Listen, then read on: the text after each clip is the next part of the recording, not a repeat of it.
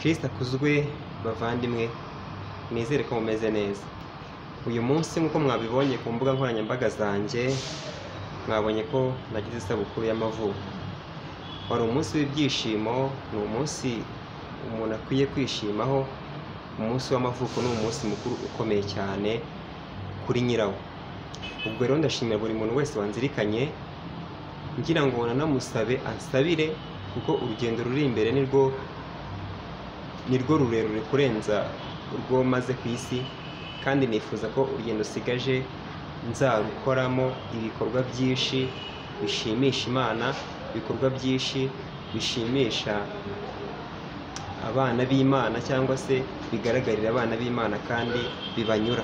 Ubwo rero ndashimira buri muntu wese wanzirikanye, ariko nk'uko mubizi mu buzima bw'umuntu, kugira ngo agere aho ageze abashe guserebura cyangwa kwishimira imyaka amaze, hari urugendo aba yarakoze. Urwo rugendo rero umuntu agenda ahuramo n'inzitizi nyinshi, agenda ahuramo n'ibyishimo byinshi, cyangwa agahuramo n'umubabaro mwinshi cyane ko binagendana, ntabwo bisigana. Ariko ikintu cya mbere kizagufasha guhangana n'ibyo byose bitari byiza muri urwo rugendo ni isengesho. Icyo gihe rero iyo ufite isengesho, nta kintu na kimwe gishobora gutamba imbere ngo ubashe kuba utagera ku ntego yawe, cyangwa se ubashe gutambuka iyo mitego cyangwa izo nzitizi ugenda uhura nazo mu buzima.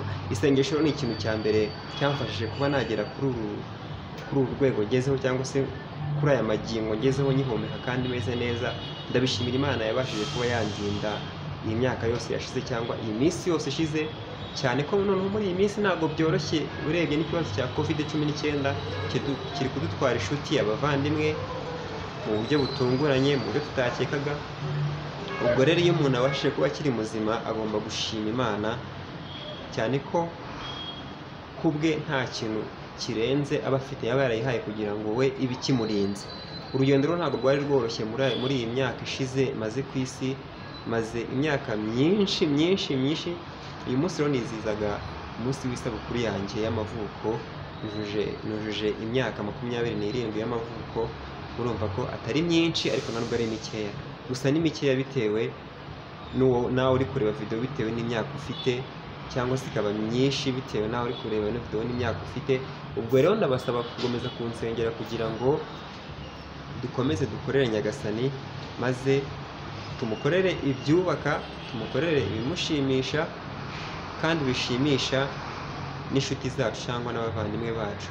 Ubwo rero ibyiza biri imbere, ndizera ko tuzakomezanya mu rugendo dusigaje kuba turi kumwe, ntawe uruzi. Ariko icyo nzi cyo ni uko urwo rugendo dusigaje tuzarukoramo byinshi byiza. Ndagushimira ko ukomeje gukurikirana uyu muyoboro w'Izabikora. Ukomeze mukore subscribe, inkuru nyinshi ziraza kandi zizabanyura.